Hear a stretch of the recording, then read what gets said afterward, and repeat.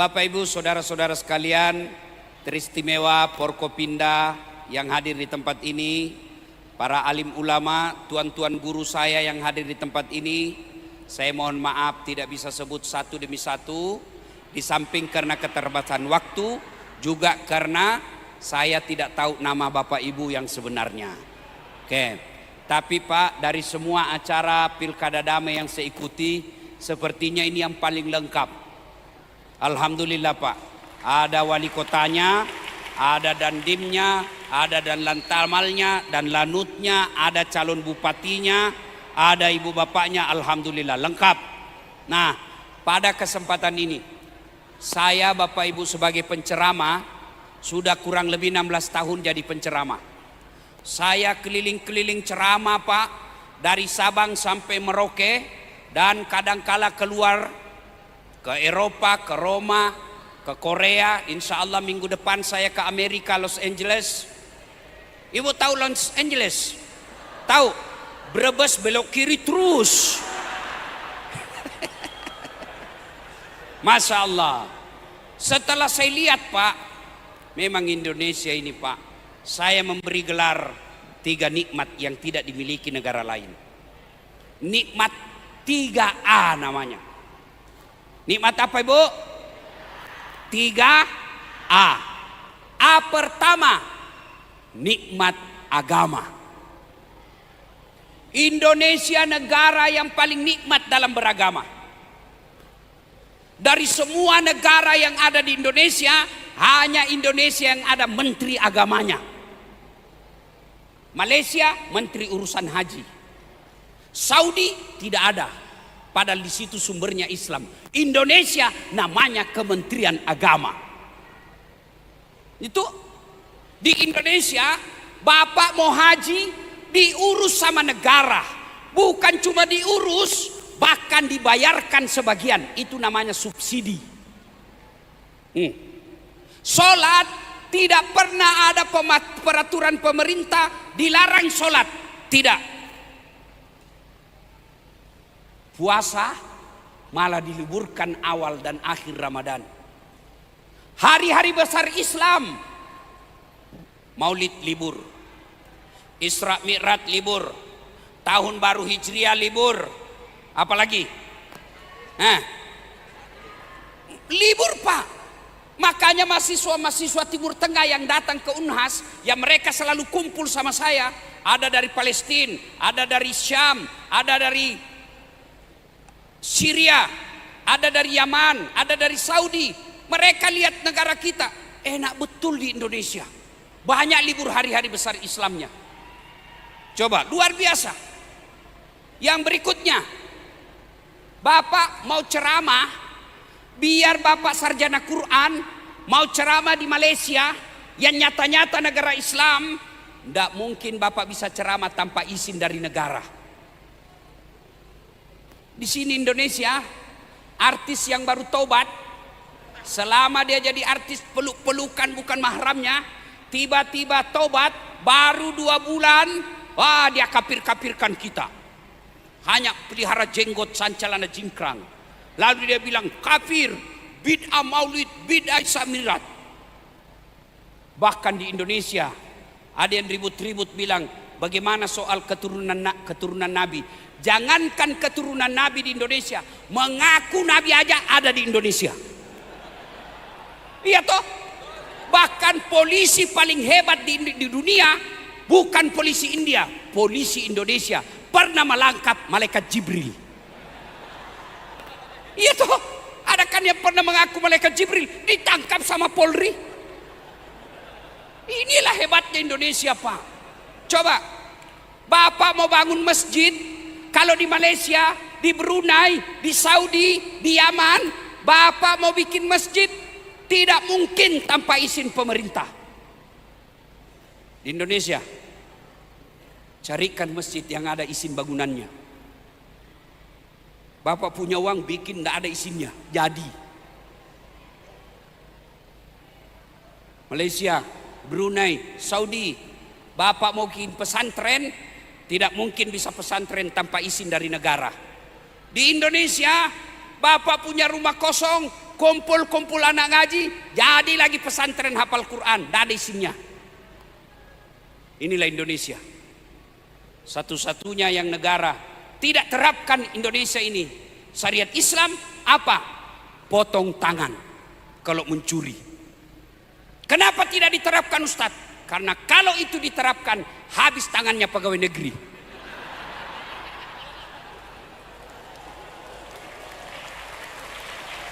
Kenapa? Enak ini Indonesia, beragamanya nikmat. Allah Karim. Saya sebagai penceramah pergi dakwah, biar jam 3 subuh saya pulang aman. Nikmat beragama. Yang kedua, nikmat nikmat alam. Masya Allah. Bapak Ibu pernah ke Tanah Suci Saudi? Yang belum, pura-pura saja. Saya doakan, mudah-mudahan Bapak segera ke sana. Itu orang di Tanah Suci Pak, dari Mekah ke Madinah, Madinah ke Mekah, atau Jeddah ke Madinah.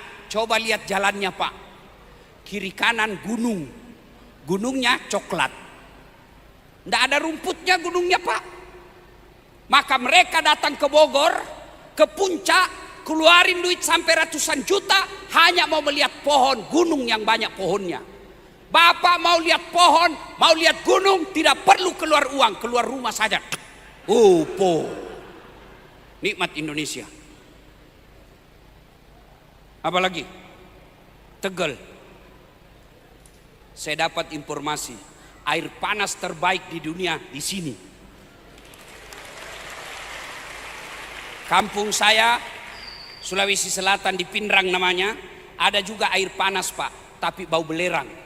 Di sini tidak bau dan tidak ada rasa. Ini sumber daya alam. Allahu Akbar.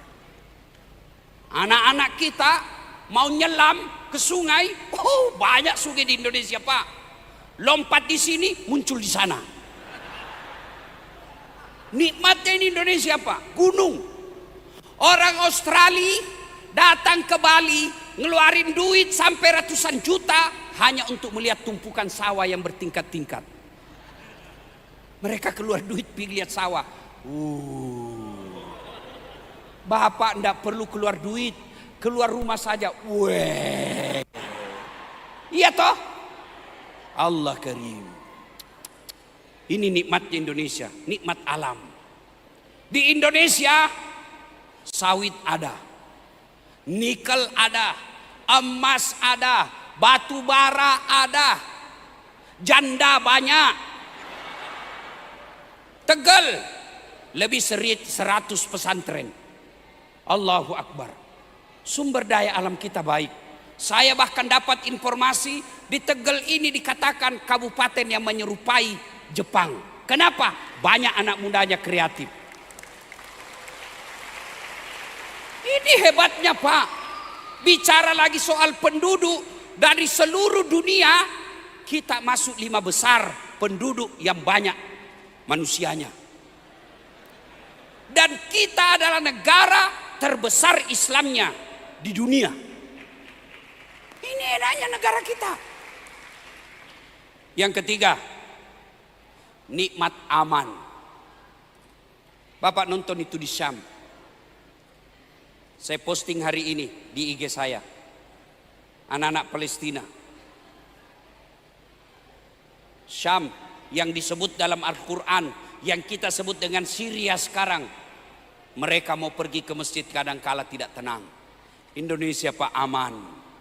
Ibu-ibu mau pergi sholat subuh berjamaah sendiri, tidak ada yang culik ibu. Apalagi kalau usianya sudah 60 tahun, tidak ada yang mau culik. Ayo. Jangan ketawa, saya serius ini. Aman Pak. Ayo. Bapak pulang dagang tengah malam, aman. Kita bisa kumpul pengajian begini karena aman. Mana bisa kita ceramah kalau sudah tidak aman? Assalamualaikum warahmatullahi wabarakatuh. Saudara-saudara sekalian, mana bisa? Alhamdulillah negara kita aman Pak. Nikmat alam, nikmat aman, nikmat agama harus dikelola. Siapa yang kelola? Kalau bahasa agamanya namanya khalifah. Khalifah itu maknanya, tidak usah definisinya. Maknanya disebut khalifah, saya punya air, saya minum sendiri, bukan khalifah namanya itu. Khalifah, saya minum air, saya pikir bagaimana ini air dinikmati orang banyak, bukan cuma hari ini, hari akan datang sampai hari kiamat. Itu namanya khalifah. Dia pelihara hingga berkepentingan orang banyak dan berkelanjutan. Itu khalifah. Maka sebentar lagi tanggal 27 November kita mau memilih yang mengelola Tegal. Ya, lidah Bugis. Bukan orang Indonesia tidak kenal Tegal, Pak. Di mana-mana ada warteg. Warteg. Iya toh? Makanya pilih pemimpin. Syukur malam ini dua-duanya hadir. Iya toh? Hei, jangan kau pilih karena sekampung. Kau bukan mau pilih kepala kampung. Jangan kau pilih karena sesama suku. Bukan kamu mau pilih kepala paguyuban. Jangan ada isu putra daerah pendatang. Semua kita rakyat Indonesia. Pilih. Caranya dipilih, Ustadz. Nabi sudah kasih kategori. Kalau kau mau memilih pemimpin, nih 4 syaratnya. 1, fatona, cerdas. Bagaimana lihat cerdas, Ustadz? Gampang, lihat detailnya. Pak Kapolres tadi, wah banyak betul detailnya. AKBP, SIK, MH, MSI. Pasti itu resmi, tidak mungkin polisi jasa palsu. Iya toh? Kalau ada calon bupati tidak jelas ijazahnya, otaknya pasti juga tidak jelas. Itu aja. Pintar, harus. Kenapa? Bagaimana kau mau kelola alam kalau kau goblok? Yang kedua, setelah cerdas tidak cukup. Maka kata Nabi, tabligh. Apa itu tabligh? Pandai bicara. Di Indonesia ini, Pak, jadi pejabat paling enak. Mau pidato dibikinkan naskahnya. Iya. Kalau berbicara tentang pariwisata, PJ dibikinkan sama kepala dinas pariwisata. Kalau berbicara tentang kebersihan, dibikinkan kepala dinas kebersihan. Sayangnya pejabat kita tinggal baca masih salah-salah. Iya toh? Jangan kau berkata, itu hanya pintar bicara. Memang pemimpin harus pandai bicara. Bagaimana saya mau sampaikan apa yang di otak saya, yang ada di hati saya, kalau saya tidak bisa ngomong? Pokoknya kau mengerti apa di otak saya. Apa Pak? Pokoknya kau harus tahu. Bagaimana ceritanya? Rasulullah pandai pidato. Ganti Abu Bakar Siddiq pandai pidato. Ketika Rasul wafat, pidatonya Abu Bakar Siddiq yang membuat luluh hatinya Abu Bakar Siddiq, Umar bin Khattab. Kata Umar, siapa yang mengatakan Muhammad wafat, saya tebas batang lehernya. Sahabat semua takut melihat Umar mengamuk. Abu Bakar tampil depan pintunya rumah Rasulullah. Ayuhan nas, siapa yang beriman kepada Muhammad, sesungguhnya Muhammad telah tiada. Tapi siapa yang beriman kepada Allah, Allah abadi. Apakah setelah Muhammad wafat kalian kembali ke agama nenek moyangmu? Umar dengar, lunglai jatuh pidatonya Abu Bakar Siddiq. Umar dilantik, pidato juga. Naik ke mimbar. Saudara-saudara sekalian, saya banyak mendengar rumor. Kalian semua cemas. Abu Bakar selama ini lembut. Kalian berkata Umar keras. Mati kita kalau Umar sudah menjadi pemimpin. Betul, saya keras. Saya keras kepada orang yang tidak mau taat terhadap agama. Tapi kalau kau taat kepada agama, saya lebih lembut dari Abu Bakar Siddiq. Pidatonya Umar bin Khattab. Ini bagaimana mau jadi pemimpin kalau pidato tidak tahu? Amma ba'ad, amma ba'ad, amma ba'ad, amma ba'ad. Kemudian daripada itu. Memang itu syarat dari Nabi, bukan dari dasar. Tabligh pandai berbicara. Jadi lihat aja ini dua orang kalau dia sambutan. Kalau dia debat, tapi boleh kau tidak setuju, jangan kau hina. Tiga syarat cari pemimpin. Amanah. Bagaimana ini amanah, Ustadz? Ini ke abstrak. Oh tidak, amanah gampang diukur. Caranya apa? Kalau dia pernah jadi anggota DPR, lihat waktu dia menjabat anggota DPR. Setelah terpilih tidak pernah lagi datang. Nanti dia datang kalau mau dicoblos lagi, tidak amanah. Lebih gampang lagi kalau dia incumbent. Lihat aja ketika dia kampanye. Apa kampanyenya? Dia terapkan amanah. Tidak, ganti. Lebih baik orang bodoh tapi amanah daripada cerdas tidak amanah. Ibu, Bu, tahu bajing? Bapak-bapak tahu bajing? Itu bajing Pak cuma makan kacang-kacangan. Tapi bajingan aspal dia makan, besi beton dia libas. Itu kalau tidak amanah. Yang keempat syaratnya kata Nabi adalah siddiq. Apa itu? Bisa dipercaya dan jujur. Lihat aja. Kalau bisa dipercaya ngomongannya, satunya kata dengan perbuatannya, insya Allah bisa jadi pemimpin. Saya kemarin dengar pidatonya Pak Prabowo sejak waktu dilantik. Saya bilang ini yang saya tunggu. Pidatonya bagus. Bahkan kemanakannya beliau katakan kalau Pak Prabowo satunya kata dengan perbuatan. Mudah-mudahan Prabowo mengakhiri politik pencitraan para kepala daerah. Alhamdulillah.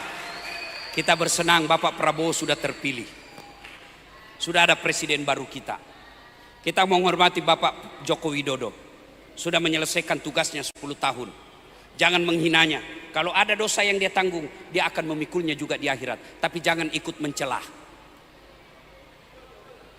Ya, Pak Prabowo sudah terpilih, kita doakan. Satu lagi doa untuk Bapak Prabowo. Kita doakan beliau punya ibu negara. Beliau perlu pendamping sebagai ibu negara. Dan mudah-mudahan beliau bisa rujuk kembali dengan Ibu Titi. Mudah-mudahan dengan rujuknya beliau dengan istri beliau menjadi teladan bagi kita rakyat Indonesia yang lagi bermasalah rumah tangganya untuk rujuk.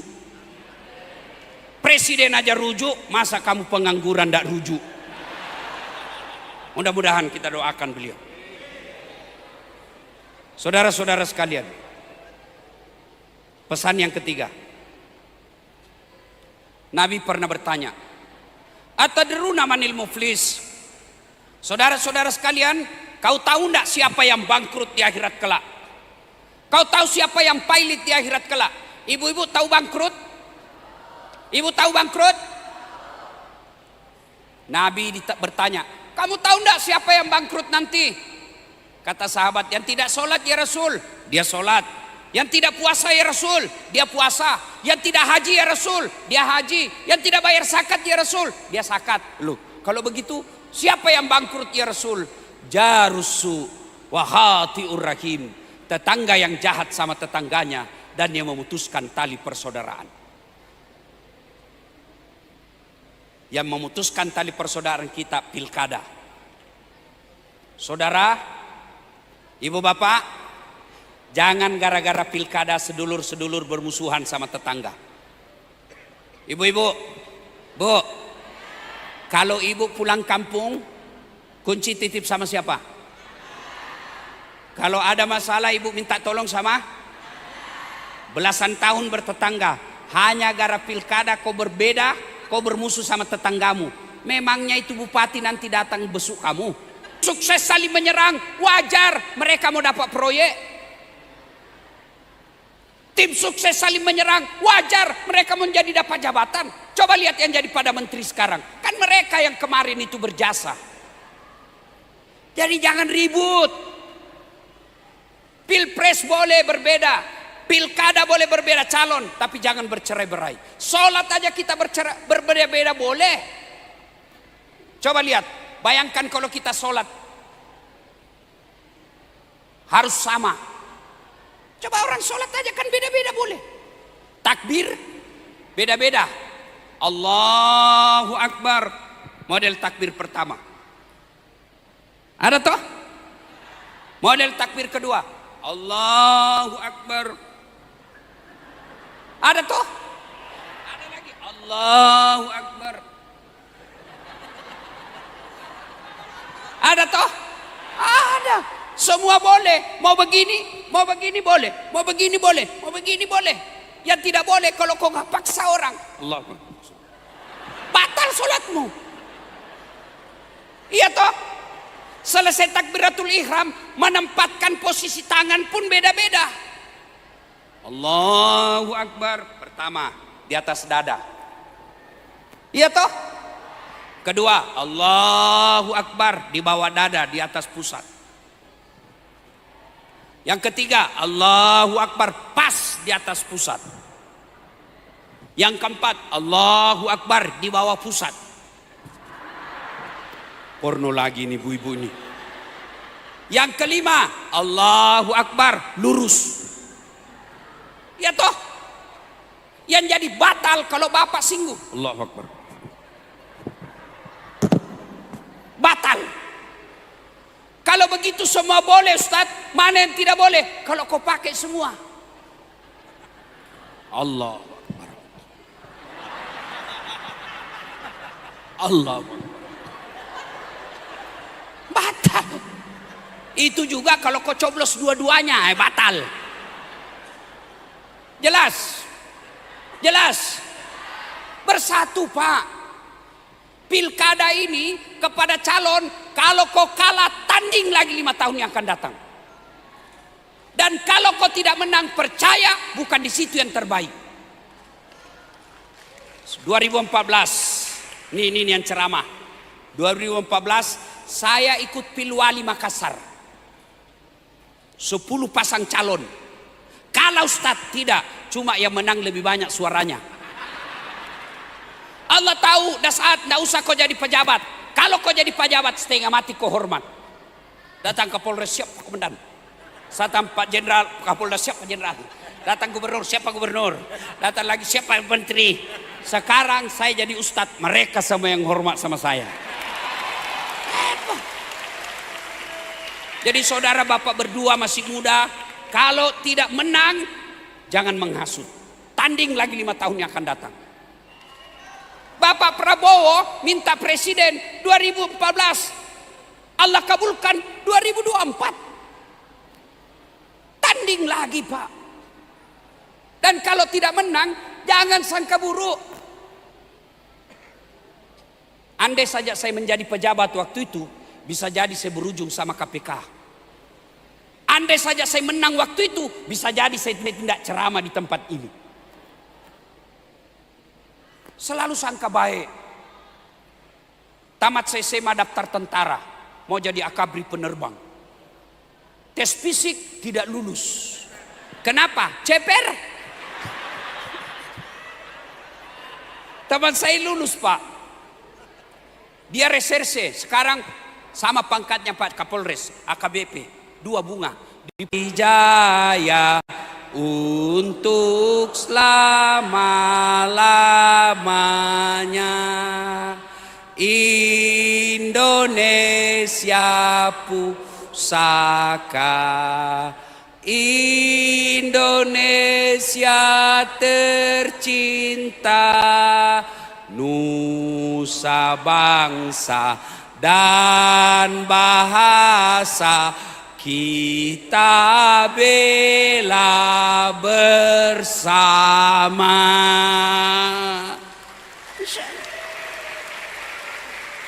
Makanya seperti generasi saya Pak, nasionalismenya jelas. Kenapa? Kita hafal lagu-lagu perjuangan. Lagu-lagu anak-anak kita sekarang Pak tidak masuk di akal. Pikiranku tak dapat ku mengerti, kaki di kepala, kepala di kaki, pantas kau dongok. Kepalamu kau simpan di kakimu. Ya, Bapak saudara-saudara sekalian, orang yang baik ibadahnya, hitam jidatnya gara-gara jamaah di masjid, lalu dia putus persaudaraan, saya yakin dia tidak memaknai sholat jamaah. Coba lihat sholat jamaah Pak. Kalau kita masuk berjamaah, datang ke masjid, kata Nabi, sikat gigi dulu. Kenapa sikat gigi? Apakah sikat gigi sampai kepada Allah? Tidak. Tujuannya apa? Bau mulutmu jangan ganggu orang sampingmu. Kenapa Nabi sunnahkan pakai parfum? Apakah parfum sampai kepada Allah? Tidak. Tujuannya apa? Bau badanmu jangan mengganggu tetanggamu. Bayangkan kalau Bapak makan jengkol, sholat subuh, tidak sikat gigi, Allahu Akbar, baca Fatihah hambur-hambur air liur, alhamdulillah mal abadinya kena. Kau ganggu orang di sampingmu. Iya. Ada memang juga orang Pak datang berjamaah seolah dialah paling soleh dalam masjid. Mulai takbir dia ganggu sudah kita. Allah Akbar. Bismillahirrahmanirrahim. Maliki yaumi. Ada lagi yang ganggu kita itu kaki. Dikasih pindah lagi. Kasih pindah lagi. Saya pernah ketemu anak muda yang begini. Dia geser kakinya. Saya kasih maju kaki saya masuk. Dia makin menyerang. Saya terpojok. Tidak bisa lagi goyang kaki saya. Terkali ku injak ke segini. Selesai sholat ditanya Ustaz, kenapa injak kakiku? Kau ganggu saya. Kau geser-geser, kenapa geser-geser kakimu? Saya pindah, kau pindah lagi, kau pindah lagi. Ustaz, supaya saf jamaah kita rapat. Dek, kalau mau rapat safmu, bukan kakimu yang kau rapatkan. Apa? Pundak. Kalau kakimu rapat kakimu, tapi safmu longgar. Allah. Begitu kau ruku, Allah. Iya. Itu makna persaudaraan dalam berjamaah. Iya. Maka pilkada boleh berbeda. Sholat aja kita boleh berbeda mazhab. Masa pilih bupati kita tidak bisa berbeda? Yang tidak boleh, jangan berpecah belah. Wa'tasimu bihablillahi jami'a wa la tafarraqu. Berpegang teguhlah engkau kepada tali persaudaraan agama Allah, dan janganlah engkau bercerai-berai. Pesan terakhir, semua kita punya masalah, ya toh? Mana ada orang tidak ada masalahnya? Masalah yang paling besar sekarang ini calon bupati dan wakil bupati serta Kapolres. Kenapa? Harus terpilih yang Pak Kapolres harus tenang dan damai. Pak PJ, apa masalahnya? Sebentar lagi habis jabatannya. Pemain antar waktu. Pak Kapolres, apa masalahnya? Takut sama istrinya. Mana ada polisi, dia bilang, temanku, sebenarnya kami ini polisi Ustadz, bukan takut sama istri. Cuma istri sedikit-sedikit melapor sama istrinya komandan. Baru komandan juga takut sama istrinya. Ini yang ceramah. Ibu-ibu pikir tidak ada masalah saya, Bu. Saya setelah viral banyak masalah saya. Apa masalah saya? Banyak janda-janda curhat. Ustadz, suami saya meninggal, adakah doa-doa penenang jiwa? Saya kasihlah doa. Lama-lama dia bilang, Ustadz, jiwa saya sudah tenang, tapi adakah Ustadz mau menjadi imam dalam hidupku? Saya bilang, mohon maaf ibu, saya bukan imam, saya penceramah. Mana ada orang tidak ada masalah? Coba lihat dalam dunia pekerjaan. Mahasiswa apa masalahnya? Mau sarjana. Sudah sarjana selesai masalahnya? Tidak, mau jadi pegawai. Sudah pegawai selesai masalahnya? Mau jadi kepala bagian. Sudah kepala bagian, masalahnya baru, mau jadi kepala dinas. Sudah kepala dinas, mau jadi sekda. Sudah jadi sekda, mau jadi bupati. Sudah jadi bupati, mau 2 periode. Sudah 2 periode, ditangkap KPK. Iya toh. Semua orang punya masalah, Pak. Saudaraku yang punya masalah, Allah tidak berkata, kau jadi Polres dulu. Adik-adik polisi, kalau ada masalahmu, Allah tidak bilang, kau jadi Kapolres dulu. Bapak-bapak tentara, kalau ada masalahmu, kau jadi jenderal dulu. Tidak. Allah cuma minta 2. Ista'inu bis-sabri was-shalah. Sabar, perbaiki sholatmu. Adik-adik polisi, kalau mau sekolah jangan sogok. Mau dapat jabatan jangan nyogok. Lebih baik minta kelakuan baik kepada Allah. Tidak usah kau cari muka sama Kapolres. Biar Kapolres suka sama kamu, tapi istrinya ndak suka, ndak jalan urusanmu. Apalagi kalau ibu Kapolres sudah bilang, hai saya ndak mau lihat itu anak buahmu. Pokoknya saya ndak mau. Hancur sudah kamu, hancur sudah Pak. Maka lebih baik cari muka kepada Allah. Cari muka kepada Allah bagaimana caranya? Sholat. Ustadz, kenapa rumah tangga saya bertengkar melulu? Pasti kau suami istri ndak sholat. Kenapa pekerjaan saya ndak pernah beres? Pasti kau ndak sholat. Tuhan apa yang membuat hidupnya orang susah, orang yang baik sholatnya? Maka saudara-saudara, bawa pulang ini, perbaiki sholatmu. Saya sudah sholat Ustadz. Betul kau sholat, tapi main-main. Allah, boleh. Ya kalau berdoa ya terus. Ihdinas siratal mustaqim, siratal ladzina an'amta 'alaihim, ghairil maghdub. Ibu ketawa karena membayangkan diri sendiri toh. Sholat bukan ingat Allah, ingat uang. Allahu Akbar. Rakaat kedua tadi uangku 200. Beli minyak goreng 30.000. Beli bensin 20.000. Mana 150 ini? Allahu Akbar. Sami Allahu liman. Badai cari. Begitu assalamualaikum, oh di bawah bantal. Selama sholat dia bukan cari Allah, cari duit. Iya toh? Malah ada ibu-ibu di Makassar tanya, Ustadz, boleh enggak sholat tidak pakai BH? Kenapa ibu? Dia bilang panas. Boleh, tapi bayangkan itu kalau ibu ruku. Allahu Akbar. Saya tanya dulu ibu-ibu Poluan. Ibu-ibu Poluan pergi menghadap sama Kapolres enggak pakai begitu. Ada tempeleng ke istrinya, kurang ajar ini. Makanya kamu sholat 17 tahun enggak bisa lepas dari kredit. Kenapa? Sholatmu tidak beres. Sedulur-sedulur, adik-adik nih yang belum jelas masa depanmu, sholatmu aja kau perbaiki. Sudah sholat baik jangan puas, kau datang berjamaah. Adik-adikku sekalian para polisi, tidak usah kau cari muka sama komandanmu. Kau datang kepada Allah. 5 waktu kau sholat di masjid, masa Allah tidak kasih kamu mau? Cuma yang masalah kamu takut sama komandanmu, tidak takut sama Tuhan. Mau kau bukti? Ini Pak Kapolres Andi Indra, ada ajudannya, ya toh? Begitu beliau panggil ajudan, ajudan, itu ajudan, biar lagi tidur makan pisang goreng langsung lompat, siapa? Ya toh? Padahal ini ada pensiunnya, ada mutasinya, tapi tidak berani kau bilang tunggu. Ajudan, siap, ya komandan. Kalau perlu biar lagi tidur sama istrinya, sini cepat, siapa? Siapa? Lalu kenapa ketika Allah yang memanggilmu, Pak polisi, hayya 'alas shalah, sini. Apa kamu bilang? Tunggu. Komandanmu saja kau tidak berani kasih tunggu. Tuhanmu kau suruh menunggu. Pantas 13 tahun kau jadi polisi tidak bisa kau lepas dari kredit. Jangan ketawa, saya serius ini. Perbaiki aja sholatmu, datang jamaah di masjid.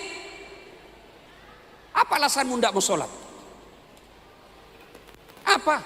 Saya sakit Ustaz, sariawan. Ya kau sakit salah sariawan. Ayo bapak. Allah tahu kau lagi sakit. Ya, tidak ada bacaan saya hafal Ustaz. Datang berjamaah di masjid. Kalau imam sudah baca, makmum diam sah. Beruntung sudah malam ini Pak, pulang pengajian malam ini, Bapak tidak terima wansogo, calon bupati tidak menyogok, kita jaga kerukunan, kita sabar dalam hidup, kita tunaikan sholat 5 waktu. Tidak ada sudah alasan Allah untuk memasukkan kita neraka. Semoga ada manfaat. Lebih dan kurangnya mohon dimaafkan. Usikum wa nafsi bitaqwallah. Wassalamualaikum warahmatullahi wabarakatuh.